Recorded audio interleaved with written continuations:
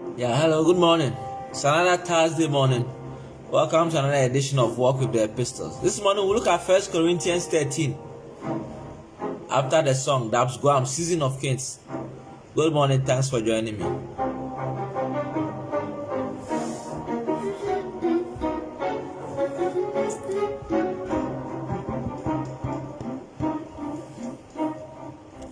Ali Ali yo, Ali Ali yo, Ali Ali yo.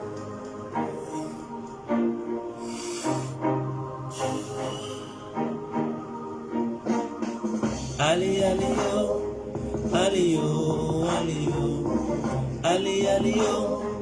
Oh, Ali Ali yo, Ali yo, Ali yo, Ali Ali yo. Oh, portions have been given to the church, yeah. Mantles have been given to the church. Mandates have been given to the church, yeah. Bishops have been restored to the church. For the keys to be born, for the mantles to return, for the church to become like the plan of the ancients, for the church to become like the dream of the ancients, for the church to arise with the victory of kings. Oh, Ari Ari oh, Ari oh, Ari oh, Ari Ari oh, Ari Ari oh. Ario, Ario, Ario, altars coming open to the church. The chorus arising from the church. Mordecai's arising from the gates of the church. Angels arising with the keys of the season. Mantles have been restored to the church once again, for the church to become a tabernacle of greatness, for the altar to become like the altar of Jerusalem, for the church to mature, for the church to mature, for the keys to arise, for the sons to expand, for the mountains to transfer, for the church to be planted.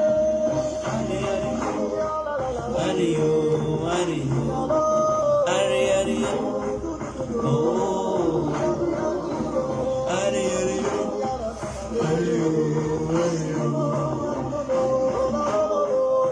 oh, Ari Ario, Ario, Ario, oh, Ari Ario,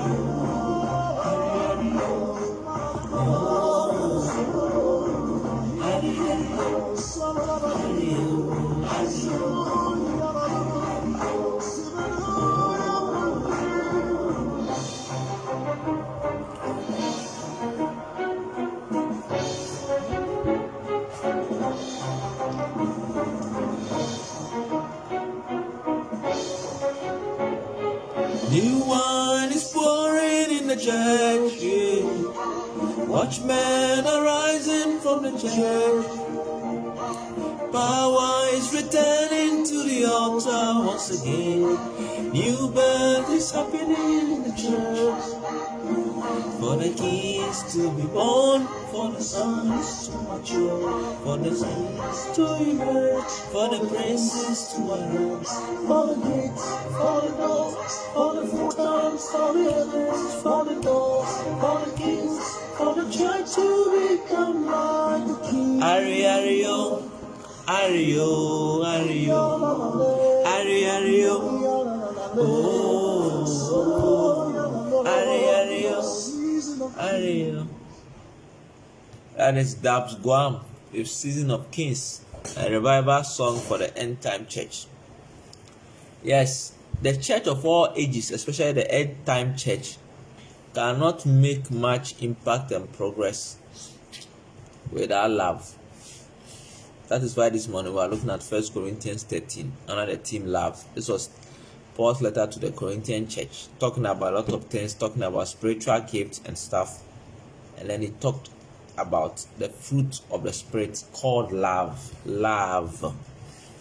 Well, these days, what people call love is can be very shocking, and there are different types of what we call love. Language is something. So, actually, what we call love from the God's perspective as a fruit of the Spirit, other versions of the Bible refer to it as charity. That means a show of love without the expectation of anything in return. When you love a friend or even a biological brother or sibling or sister or a spouse, generally you expect something in return, because it is a human form of love. It's a love at the lower level, in the sense that when we say even brotherly love, what we mean is that I like you, you like me. You seek my interest, I seek your interest. You look out for me, I look out for you. So it's a form of love, all right, but it's a love which is a sort of a mutualism. You do this, I do you this. Because you are this to me, I'm this to you. And so that is one realm of love. Then there is a love which is called the erotic love, which we all know, between man and woman. Love because we need copulation, we need to be two. You need to take care of me emotionally in that sense. You need to be there for me emotionally as my partner. Then I'll also be there for you emotionally as my partner.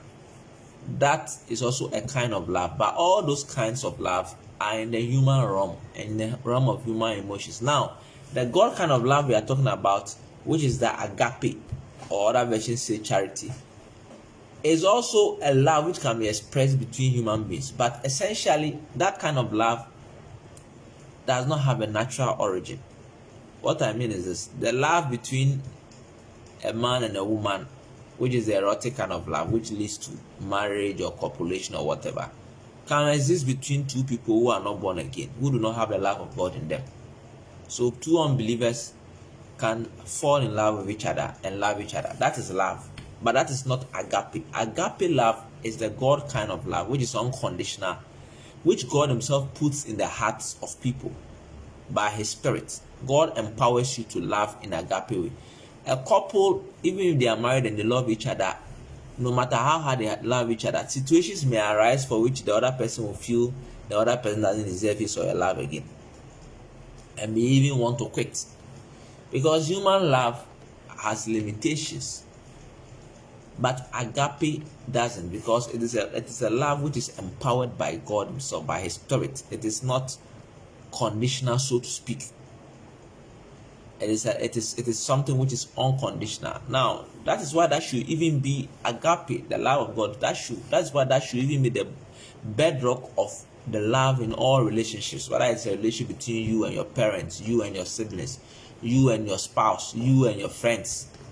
The bedrock must be agape, because no matter how much you say you love a man or love a woman, circumstances may come for which in fact, when even this corona hit, some people who were married, some of them were refusing to even sleep on the same bed with each other, just because they suspected the other person as having COVID.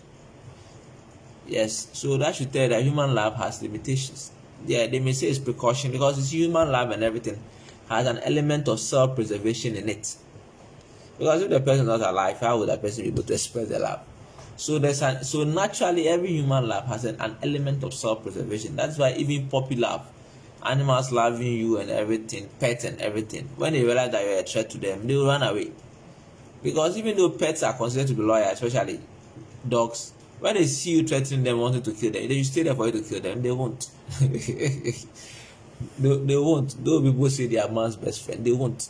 So every form of human love, or the love of any of God's creatures towards each other, or even towards God, is limited. Someone can say, I love God. Maybe he's loving God in the energy of his flesh, in his own strength. And he may face a solution and say, no, I can't love God. I haven't heard people who say that, oh God, as for me, this one day I cannot continue. Yes, I cannot do this for you anymore. I cannot. That's why even God had to test the love of Abraham, when he told him that if you truly love me, as you said, fully, go and sacrifice your son. And Abraham was willing to do that, which showed that he had that very nature of the love of God inside him. So love is in categories, and that is why agape must form the basis. I personally believe that if agape was the basis of love in most of the relationships and marriages we have in our world, divorce will be very, very minimal, if it exists at all. But because people contract marriage and love and everything based on a lot of things, some will say, oh, they had sex with the person, the sex was good. So based on that, they want to marry the person, they love the person. Or some will say, oh, he treated me well, he paid my school fees, so I'll marry him. Or some will say, oh, once upon a time when my mother died, or when I was in the trouble, or my father died, he was with me. So I feel like I have to reward him by marrying him or her. All those things, they will suffer straight. Bible says everything shall be tested by fire. So all those reasons and conditions for which people are in relationships or friendships or library or whatever to be tested. And there is nothing which will stand the test of God except the thing is born of God or is of God.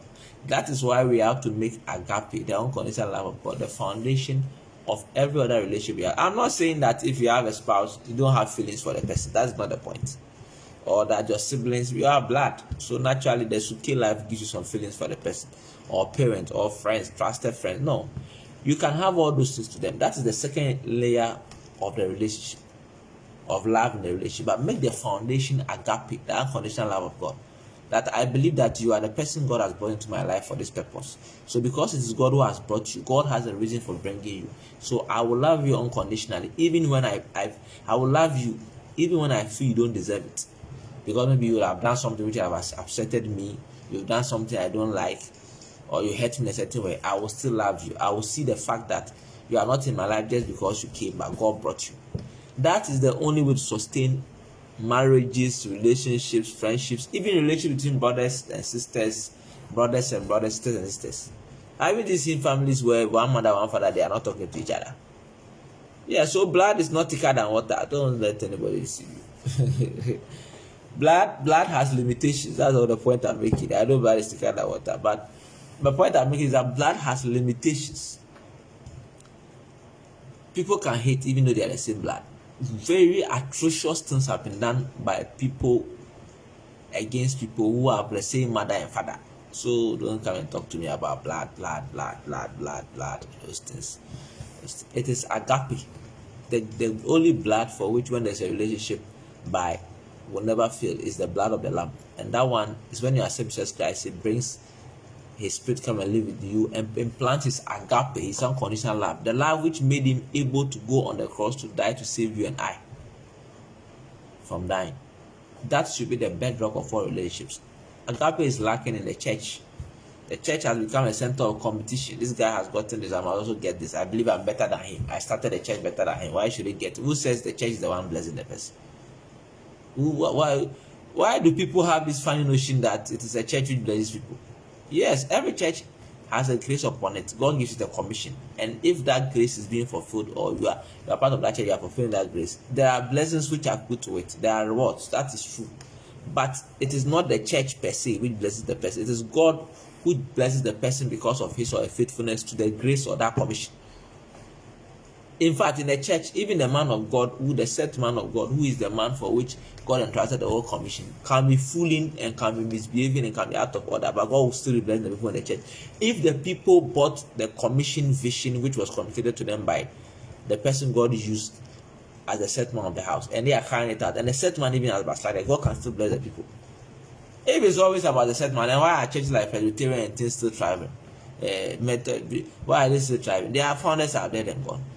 So every church, we are nothing but vessels in the hands of God. Yes, we have to be vessels of honor, but don't think too highly of yourself. That is what I always pray to God to help me. Don't think too highly of yourself. You'll be leading yourself astray. So you see, all these things, the point I'm making is that whatever we do, if the foundation is not the love of God, the unconditional love of God, we end up becoming nothing. That is why if the marriage was contracted based on material things and everything, there was no agape. There was no agape as a foundation for which later on there was a sense of purpose between the two partners before they came together. When the crisis hits, it will collapse. Because everything will be tested by fire. The Bible says it. It is not me who is saying it. Everything will be tested. Relationships even among siblings, even twins, me I'm a twin, it is tested. Yes, so it's not. You can't change anything. These are ancient landmarks. Everything will be tested. The whole of earth as creation was a test to test you whether who you were in eternity, when you come to time, you will change from it or you fulfill it before you are called back into eternity. That's the purpose of the whole earth. The whole earth, that's the thing. Yeah, because we all came from God, we are birthed from God, so we existed with God. You get my point. God just decided to form us and make us man, put us on this earth as a test. You get my point, to test our dependability, whether what He wanted us, He made us, we are by the elements proving that we qualify before we are taken back into eternity. So don't let anybody deceive you. So the whole earth is a test. Everything will be tested. Your love for your spouse will be tested. Your love for your children will be tested. Your love for your parents will be tested. Your love even for your own self will be tested. Your love for others will be tested. Your love for even the assignment God has given you will be tested. Your love for others, your love for people who cannot do you any good, but whom God has asked you to do good to, will be tested. Everything will be tested. The Bible says it will be tested by fire. So this morning I want to look at love, the love which we need as the bedrock of all other loves and all other relationships. Anything we are taking, whatever you are doing, if this thing is not involved, don't do it. Because the Bible says if you do anything without this thing, you are nothing. That means that at the end of the day, you will feel empty about the thought you've done. So if you can achieve everything, you can create a drug to solve all problems in this world. So sickness and disease. If you don't do it out of love, you are not. That's why it says when we read it that if I even give my body to be bent and I have no love, I'm nothing. This is the qualifier. So I read for you 1 Corinthians 13. It's a popular one. Though I speak with the tongues of men and of angels, but have not love, I have become sounding brass or a clanging cymbal. It says, if I speak with the tongues of angels, of men and angels, speak mysteries, speak things which are known only to the throne of God, and I am not love, I am nothing. I'm nothing. Stop deceiving yourself. I am nothing. And though I have the gift of prophecy and understand all mysteries and all knowledge, and though I have all faith so that I could remove mountains, but have not love, I am nothing. So it says even if you can it has a gift of prophesy, dicto, 100% accurate, and understands all mysteries and knowledge, the mystery of the age, the mystery of our time, the mystery of this generation, this decade, everything. And you have faith to even move mountains. Look at what they are saying. They say if you have faith to even move mountains. A mountain is anything which seems impossible before you, not just a physical mountain. If you can even move that, you have faith to move. But you don't do all with love as a basis. So even if you are removing a mountain, it has to be on the basis of love. Maybe the mountain is obstructing something from happening, which is to the glory of God. So in love for God, you exercise faith to remove it. The faith, the thing must be based on love. And you do all these things. If you don't have love, you have nothing. I am nothing. In fact, they say you are nothing. Because we are creatures of love.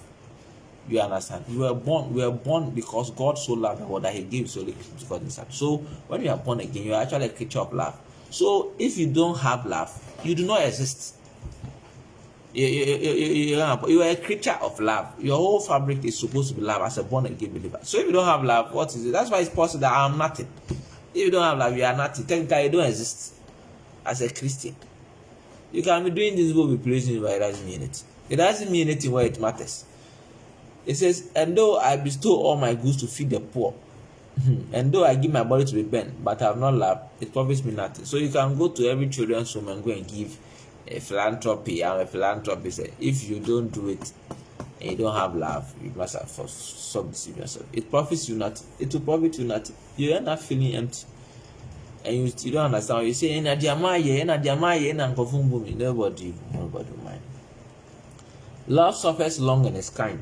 Love does not envy. And these are the characteristics of love. It says love suffers long and is kind. The long suffering nature of love. Sometimes some people, because they've been abused for a long time, they become unlovable. So even when God has sent you into their lives to love them, they oppose the love. They feel like they don't deserve the love. Because for them, what they know as love is abuse. Maybe they were abused by people they trusted. So people, loved ones they trusted, close family people or something. So for them, anybody who gets to go close to them, they think the person is coming to abuse them. Abuse, those are some of the dangers of abuse. So there are a lot of people who are like that. So sometimes to love those people, to be able to bring them to the nature of love, you have to suffer long. Yeah, because you are trying to love the person, so that and the person is rejecting the love. So what you do is also to coil in. But if God has sent you on a mission, you have to be at it until the person realizes that what he's doing, he or she is doing is silly and changes. So love suffers long and is kind. You have to be kind. Love does not envy. If you see anybody who envies so much, it doesn't have love. Envies everybody, it doesn't have love. Love does not parade itself, it's not puffed up. If you see anybody who is proud and arrogant, the person doesn't have love. And if you see anybody who is proud and arrogant, the person doesn't have love. Bible says love is not puffed up. Love is not puffed up. It does not parade itself. It does not behave rudely. It does not seek its own. It's not selfish. It's not provoked.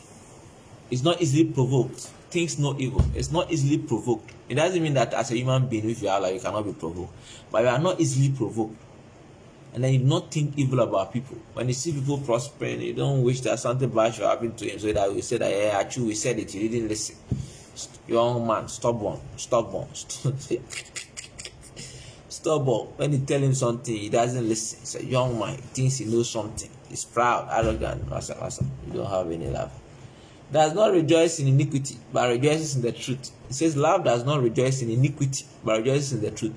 These days, people think that when you love someone, it means that whatever the person is doing, you must accept it. If the person is even going to fall into a ditch because you love the person, allow the person to go and fall into a ditch. That is love. What kind of nonsense is that?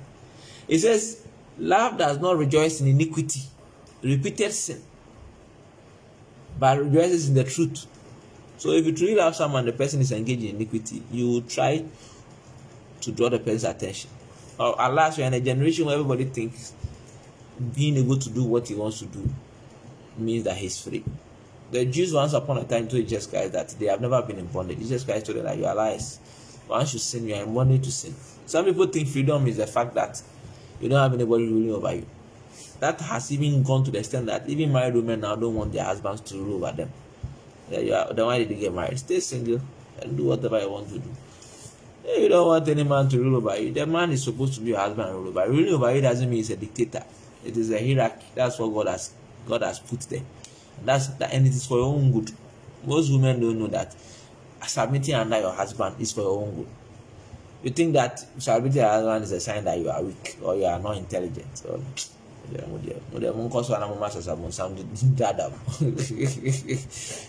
is for your own protection as a woman. If you are submissive to a man, it's a covering over you. A lot of times the enemy wants to attack you. The enemy has to go through him first. That is why God said it, and it's supposed so that he serves as your covering, so that you can easily fulfill. Women who are wise and intelligent and are blessed and fear God and submit under their husbands in truth and in spirit, they enjoy their life. So don't think that you enjoy your life because you are a rebel. You can leave your house anytime you want to leave without even informing your husband and come back anytime because you think that is your right. You are on the pathway to distraction, and even if you live long, you will, at the end of your life, you feel empty. You continue deceiving yourself. It says that bears all things, love bears all things, believes all things, hopes all things, endures all things. This is all part of the long suffering. Love never fails. Love never fails means, because we are talking about agape, the unconditional love of God can never fail. What it means is that it always produces the intended results in the end. You have a point.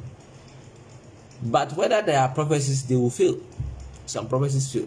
They don't always come to pass. A prophecy can even be from God, but will not come to pass. Yes. So what makes a prophecy a true prophecy is not whether it comes to pass or doesn't come to pass necessarily. It is whether it was done by the Spirit of God or not. Yeah, because God can give a prophetic word and change. Why? Didn't God tell Hezekiah through Isaiah that he should prepare his house, he's going to die? When Hezekiah said, no, God, you have to change it, didn't God change this and send the same Isaiah to go back to Hezekiah and change it? Yeah, so prophecies can change. It's not they are not cast in stone. Don't stop deceiving yourself. It says they fail. Whether there are tongues, they will cease. Whether there is knowledge, it will vanish away. The knowledge we were using to live even 20 years ago has revolved. Some are failed. Today, if those days they say if you have walkie-talkie, you can run any woman. These days, take walkie-talkie to go and run a woman and see. It will vanish away. For we know in part and we prophesy in part. Everything else is in part. But love is full because God himself is love. It says, for we know in part and we prophesy in part. But when that which is perfect has come, then that which is in part will be done away with. Love The agape of God is perfect. Prophecy is in part. It's based on knowledge. You know in part what God has revealed to you and God has asked you to say. But love always fulfills its purpose, because it is the very nature of God. God is love. Yeah, so it cannot fail. God is not prophecy, but God is love. He says, when I was a child, I spoke as a child, I understood as a child, I thought as a child. But when I became a man, I put away childish things. One way you see someone is going in love is when the person puts away childish things. You do me, I do you. Yesterday I was listening to a lady who was saying that what if your partner before you married is cheating, you to go and cheat. What kind of foolishness is that? But you think when you are preserving yourself, keeping yourself for your partner, or you are married, you are keeping yourself for your partner, you think you are doing it because of your partner? No, holiness is unto the Lord. You don't keep yourself. Your body is the temple of God. Did they say your body is the temple of your husband? Yes, the two of you are the same flesh if you are married, but your body is not the temple of your husband or your wife. Your body is the temple of God, so you keep it well unto the Lord. So you don't say that, okay, so if my husband cheats, I also cheat. It means that you wanted to cheat. You're just looking for a justification to go and cheat. Or if you are not married, if I see him flirting, I'll also flirt. It means that you wanted to flirt. You're looking for an excuse to flirt. Don't stop deceiving yourself. The way you see someone mature in love is when the person puts away childish things. What I've said is all childish things. If he dies, I'll do it. If he dies, I'll do this. You are not grown in life. Stop deceiving yourself. People can be respecting you as a diva, or you are a child. You are a baby. When I was a child, I spoke as a child. I understood as a child. I thought as a child. But when I became a man, I put away childish things. May we put away childish things. May the church of God put away childish things. For now, we see in a mirror dimly, but then face to face. Now I know in part, but then I shall be known just as I'm known. You see? Then it says, and now abide faith, hope, love, these three. But the greatest of these is love. So we're saying that faith, hope, and love, the three are all important so far as the kingdom of God is concerned. But the greatest of these is love. Because faith, after some time, faith and hope, these things, there will be no more. The greatest is love. Even if they are there, love is the most important. Love is the very nature of God, of His essence. For God so loved the world that He gave His only begotten Son. It's not because of God's faith that He gave His only begotten Son. It's not because He was hoping. He gave it as a love offering. So this morning, let's know that we have to mature. We have to put away childish things.